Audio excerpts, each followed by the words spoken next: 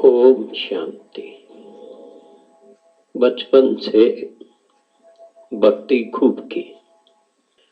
24 घंटा एक जगह बैठ के रामायण का पाठ करता और छोटे से गांव में इस शरीर का जन्म हुआ 1940 में। 11 साल का था तो 5वीं तक पढ़ाई की लौकिक में।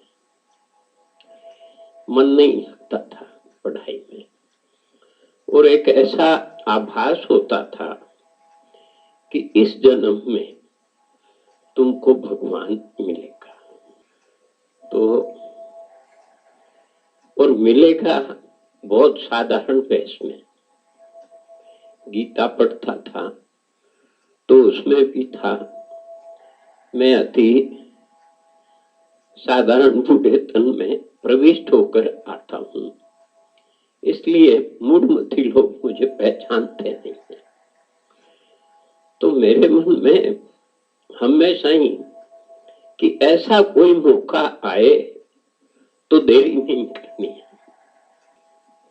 तो ऐसे समय बीतता गया। 18 साल का था तो लौकिक में शादी कर दी। फिर भी भक्ति दान पुण्य के संस्कार परिवार में माताजी पिताजी के भी थे। खूब अच्छा हमको सिखाया। 1966 में मैं कलकत्ता में था, लौकिक नौकरी करता था। तो राजस्थान से घर से मैं कलकत्ता गया आके। तो वहां बड़ी बड़ी गद्दियां होती है। तो सामने ही गद्दी के एक भाई मेरे से बड़े थे, वो रहते थे। तो सुबह ही सुबह आके 5 बजे मैं स्नान करके गीता पढ़ रहा था। तो आके मेरे से कहा, बोले क्या कर रहे हैं? मैंने कहा गीता का पाठ कर रहा हूं। तो बोले, वो सीधा ही उस भाई ने मेरे को कहा, बोले क्या झूठी गीता का पाठ कर रहे हैं? भगवान तो आ गया और सच्ची गीता सुना रहा है। तो आज आप मेरे साथ चलो, आपको जगह दिखा देता हूं। कहाँ वो अपनी मुरली सुनाता है। तो उस टाइम एक ही सेवा केंद्र था कलकत्ते में। उसी टाइम मैंने वो गीता बंद करके उनके साथ चला गया। क्लास चल रही थी तो क्लास में ही बैठा। तो बहन जी ने आके कहा, बोले भाई साहब आप तो नए आए हैं, पहले आपका कोर्स होगा। मुझे वो मुरली की पॉइंट सब बहुत अच्छी लग रही थी। मैंने कहा जो चाहना थी वही बातें सारी आ रही है। मैंने रिक्वेस्ट की, मैंने कहा वो सब आप बहन जी बाद में कराना, अभी तो ये सुनने दो मेरे।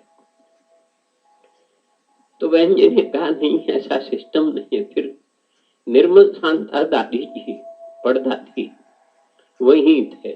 मेरा आग्रह देख के उन्होंने कहा नहीं इसको सुनने दो, बाद में कोर्स कराना।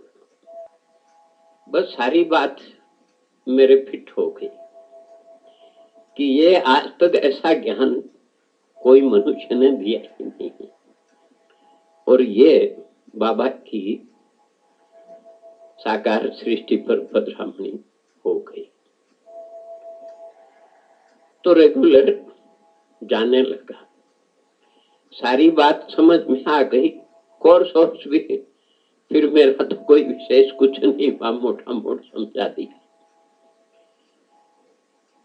2 महीना रेगुलर जाते हुए मेरे को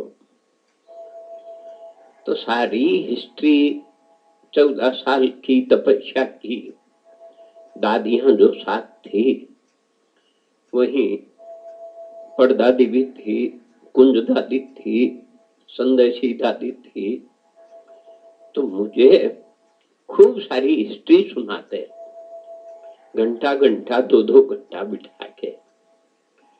2 महीने में इतना अच्छा सारी बात भर दी।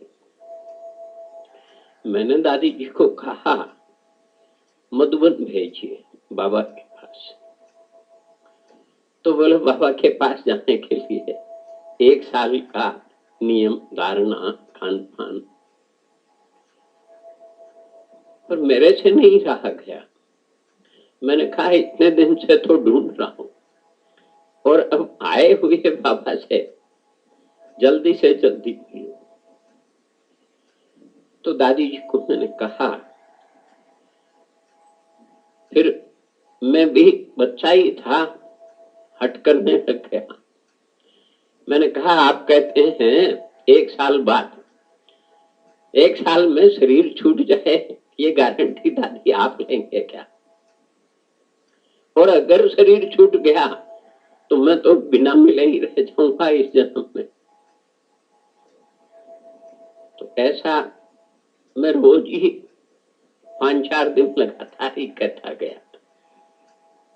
आखिर दादी जी ने कहा तेरे को तो भेजना ही पड़ेगा, तू तो पीछे ही पड़ेगा। हंसने लगे। मैंने कहा मुझे तो जाना है, आप प्यार से भेजें, कायदे से भेजें, बहुत अच्छी बात है, नहीं तो मैं लौकिक नौकरी से छुट्टी लेके, राजस्थान में लौकिक घर है और मैं सीधा बाबा के पास पहुंच जाऊंगा अकेला। बोले नहीं, फिर मैं ब्राह्मणी साथ देख के ही भेजती हूँ। 2-4 दिन रुक 1-2 भाइयों को और तैयार करती हूँ। मैंने कहा ठीक है। तो उस टाइम इतना रिजर्वेशन का और का कोई झमेला नहीं था। 4 दिन बाद 2 भाई कलकत्ते के व्यापारी थे, वो तैयार हुए। तो मधुबन पहुंचे और उस टाइम साथ में आए, अभी राजकोट में है भारती दीदी, वो उस टाइम कलकत्ते में थे, वो साथ लेके आए। पर मेरे मन में 3 बात पहले से ही कि ये 3 बातें बाबा बिना कहे पूरी करेंगे तो 100% निश्चय होगा मेरा। अब वो बातें कैसी? दादियां बताती थी बाबा मिलते हैं तो कई बार किसी को गोद में बिठा के चांदी की अंगूठी पहनाते हैं, कईयों को सोने की भी पहनाते हैं। तो बचपना तो था ही। पहली बात की मेरी अंगुली में सोने की अंगूठी होनी चाहिए।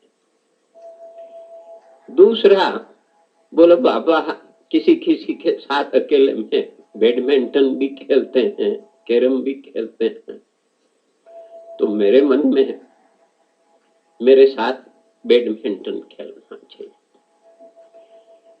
तीसरी बात, एक मेरे साथ बाबा की फोटो खींचनी चाहिए। अब ये 3 बातें बिना कहे बाबा पूरी करेंगे तो मैं जान लूंगा। बस पहले दिन सवेरे पहुंचे जैसे तो दिन भी इतना ही भारी हो गया, कब मिले बाबा से, कब मिले बाबा से। शाम को 5 बजे मिलने का समय। तो पहले नंबर वो भाई उम्र में मेरे से बड़े थे, तो उनका नंबर, वो मिलके आए, बाहर निकले तो मैंने देखा इनके अंगूठी कैसी है, तो चांदी की अंगूठी थी उनके हाथ में। फिर दूसरा भाई आया, उनको देखा तो चांदी की अंगूठी थी। अब मेरा नंबर आया, खूब प्यार से बैठा मैं, पर वेट मेरा शरीर का पैरों पे ज्यादा रखा, बाबा की गोद में कम रखा। बाबा तो जानी जाननार थे। बाबा ने कहा, रे बच्चे आराम से बैठो, बाप की गोद है। खूब प्यार से बिठाया। फिर लच्छू दादी खड़े थे पास में, तो बाबा मुस्कुरा के हंसने लगे। बोले, कलकत्ते का बच्चा है, बहुत अच्छा बच्चा है। क्योंकि सुधारना था बाबा को ऐसा वरदान देके। बोले, इसके लिए लच्छू सोने की अंगूठी का डिब्बा लाओ। बाबा ने अंदर से मंगवाया, खूब प्यार से इस अंगुली में हाथ से बाबा ने अंगूठी पहनाई। तो एक काम हो गया। इतनी खुशी हुई कि कैसे भक्ति का फल भगवान देता है और कैसे गरीबों से कितना प्यार कर रहा है। सारी रात नींद ही नहीं आई इस खुशी में कि देखो मन की बात कैसे जानता है। साथ वाले जबकि व्यापारी थे, पैसे वाले भी थे, उनको पहनाई चांदी की अंगूठी, और मैं तो एक साधारण नौकरी करता था। पर अब बाबा तो जाने जाननार थे, सोने की अंगूठी पहनाई। बहुत खुशी हुई। थकान खान रास्ते की सारी भूल गया। इतनी खुशी जीवन में पहली बार, और गोद में बिठा के कितनी शक्ति भरी बाबा ने। दूसरे दिन 11 बजे मैं भी बाहर प्रांगण में घूम रहा था। बाबा निकले, आओ आओ बच्चे झूला झूलते। तो अब भी जो टोली डिपार्टमेंट है पांडव भवन में, वहां भंडारा था। उसके बाहर एक साधारण लकड़ी के पट्टे का झूला था। खूब प्यार से बाबा ने साथ बिठा के झुलाया। उसके बाद चंद्रहास दादा, उनके पास कैमरा था, फोटो खींच दी। बाबा ने विरोध किया नहीं। बाबा तो जानते थे कि इसको तो फोटो चाहिए। देखो कैसे। तो मैंने दादा को कहा, एक कॉपी कलकत्ता मेरे को भेजना। उन्होंने भेज दिए। तो दूसरा काम भी फर्स्ट क्लास हो गया। हर एक उनके साथ नहीं खिंचवाई, न झूले में झुलाया उनको। फिर शाम को 5 बजे मैं भी फ्रेश होके निकला। इधर बाबा निकले, बोला आओ आओ बच्चे बैडमिंटन खेलते हैं। देखो अब बाबा थे उस टाइम 90 साल के, और मैं था 25 साल का। तो मेरे मन में बड़ा गर्व था कि जीतूंगा तो मैं। देखो बचपना कैसा है कि बाबा इतने वृद्ध हैं, मैं तो जवान बच्चा हूं और फुर्ती भी खूब थी, पर मैं तो हार ही रहा था। जीत तो बाबा ही रहे थे। ऐसे खेलते खेलते बाबा ने पूछा, बच्चे किसके साथ खेल रहे हो? तो सारी बातें तो दादियों ने सिखा रखी थी कि बाबा ऐसा कोई प्रश्न करे तो कहना बाप दादा के साथ। तो मैं कह के मैंने कहा बाप दादा के साथ खेल रहा हूं। मैं चुप रहा। फिर बाबा मुस्कुराए, बोलो बच्चे, जानते हो जो यहाँ बाप दादा के साथ खेलता है वो भविष्य में किसके साथ खेलेगा? मैं शांत रहा। थोड़ी देर बाद में मुस्कुरा के बाबा ने कहा, बोलो बच्चे, वो भविष्य में श्री कृष्ण के साथ खेलेगा। बोले ये खेलने के संस्कार बढ़ रहे। तो मैंने कहा अपनी इच्छाएं 3 थी, वो तो पूरी हो ही गई, ये चौथी सबसे बड़ी बात खुद भगवान अपने मुंह से वरदान दे रहा है कि कृष्ण के साथ खेलोगे। तो और ही खुशी। फिर 7 दिन में रहा। 7 दिन में कई बार सवेरे की क्लास की टोली मेरे हाथ से बंटवाते पापा। बोला कलकत्ते का बच्चा है, कई बार कहा बहुत अच्छा बच्चा है। अच्छा था नहीं, 2 महीने में क्या अच्छा होगा है? और कलकत्ते जैसी सिटी में 2 महीना पहले तक जो बच्चा इतना बिगड़ा हुआ सिगरेट पीता, पिक्चर देखता, और कैसे वरदान। तो एक दिन बाबा ने मेरे को एक धामा भर के अंगूर का दिया। बोलो बच्चे, सबको 5-5 अंगूर दे दो। अब मैं गिन गिन के दे रहा था, देरी हो रही थी।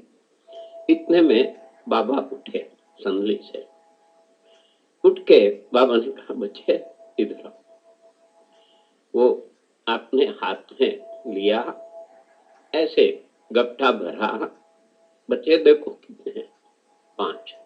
फिर डाला, फिर उठाया, ऐसे 5-7 बार जादू करके दिखाया। बोलो बच्चे, ऐसे फुर्ती से देना चाहिए। कैसे एक एक कर्म को बाबा सिखाते। तो फिर उस टाइम सारा ही काम भाई बहन मिलजुल के करते। खाना बनाना, सब्जी काटना, दही बिलोना, तो हर एक का ऐसे नंबर आता। एक दिन मेरा नंबर आया रोटी सेकने का। तो इतनी रोटियां 10, 5, 7 कभी सेकी हुई तो थी नहीं। नीचे कोयले की आंच थी, बहुत तेज, रोटियां जल रही थी। पीछे बाबा आके खड़े हो गए। बोलो बच्चे, वो पलटा मेरे हाथ से बाबा ने लिया, फटाफट उलट पुलट करके बोले, नहीं तो सारी रोटियां देरी करेगा तो सब जल जाएगी, आज कितनी तेज है। बाबा ने सिखाया कैसे करना चाहिए। फिर हर सेवा का मौका मिला। दोपहर को मुरली पे करवा था, कभी बैलगाड़ी के साथ मार्केट में जाके सब्जियां खरीद के लाते, कभी किसी को छोड़ना होता तो बैग लेके पहुंचा देता। उस टाइम तो साधन तो थे नहीं। ऐसे 1 हफ्ता रहने के बाद बाबा ने एक दिन पूछा, बोलो बच्चे, कलकत्ते में रहते हो तो बॉम्बे देखी कि नहीं तुमने? मैंने कहा नहीं देखी बाबा। तो बोला आज शाम को ट्रेन में बॉम्बे जाना, बाबा पत्र लिख के देगा। तो जाने का जब समय हुआ, मैं यज्ञ के लिए यशोदा जी को खर्ची का लिफाफा दे के आया। बाबा ने पूछा यशोदा जी को, बोला बच्चे ने क्या किया? तो बताया। बोला नहीं, इसको आधी खर्ची वापस दो, ये जा रहा है बॉम्बे। और सारी हिस्ट्री बाबा ने पूछी, कितनी तनख्वाह मिलती है, परिवार में कौन कौन है, मैंने सारा बताया। तो परिवार में माताजी, पिताजी, लौकिक साथी, 2 बच्चे, तो सारा बाबा को बताया। फिर बाबा पीछे तक छोड़ने के लिए गए। 4 बार मैं वापिस आ गया, मेरा दिल नहीं होता था बाबा को छोड़ने का। ऐसा प्यार, ऐसा एक साधारण व्यक्ति का ऐसा सम्मान, मैं तो उस टाइम अपने आप को एकदम ही साधारण एक नौकरी करने वाला समझता था। जिस व्यक्ति का इतना स्नेह, प्यार, इज्जत देना, मेरा दिल नहीं हो रहा था। 4 बार बाबा गए, फिर प्यार से समझाया, बच्चे ट्रेन का टाइम हो गया, यहाँ से पैदल बस स्टैंड जाना है। उस टाइम कोई गाड़ी घोड़ा थे नहीं। तो बोले बच्चे ट्रेन छूट जाएगी। तो आखिर मैं फिर बैग लेके रवाना हुआ। बॉम्बे मेरे को बड़ी दादी जी के पास पत्र लिख के दिया बाबा। तो 7 दिन बॉम्बे रहा। बॉम्बे खूब सब सेंटर देखे, सब जगह का ब्रह्मा भोजन का निमंत्रण मिला। बोले कलकत्ते का निर्मल शांता दादी का स्टूडेंट है और बाबा ने पत्र लिखे बॉम्बे भेजा। तो बहुत वैल्यूज बढ़ गई। हर सेंटर का निमंत्रण, थोड़े सेंटर थे। फिर लौकिक मित्र संबंधियों को सेंटर पे लाके प्रोजेक्टर शो दिखाया। एक मील मालिक के घर में बहनों को ले जाके प्रोग्राम करवाया। 7-8 दिन रहा। फिर वापस मधुबन आ गया। बाबा को सब समाचार सुनाए। 3-4 दिन और रहा, फिर वहां से गया। ऐसे साकार में 3 बार मिलना हुआ मेरा। फिर 69 में जब बाबा अव्यक्त हुए, उस टाइम भी दूसरे दिन पहुंचा मैं और 13 दिन तक मधुबन था। 13 दिन सारा बाबा की पधरामणी और सब देखी। और जितनी भी शंकाएं थी कई भाई बहनों को, सारी बाबा ने दूर कर दी। जैसे पहले बातचीत करते वैसे ही सबसे बातचीत की। फिर वहां से लौकिक घर गया। तो लौकिक घर में तो फिर जबरदस्त हंगामा। कलकत्ते में हमारे मित्र संबंधी रहते थे, उन्होंने सब समाचार किए। बोले ये पूरा बिगड़ गया है, सारे पैसे यहाँ उड़ा देता है और कुछ नहीं करता है। परिवार में माताजी, पिताजी सारे खिलाफ हो गए। बोले अब कहीं नहीं जा सकते और जाना है तो अपने बच्चों को, परिवार को साथ लेके जाओ। तो हमारे पास तो इतना कोई साधन तो था नहीं, तो वहीं रहना पड़ा।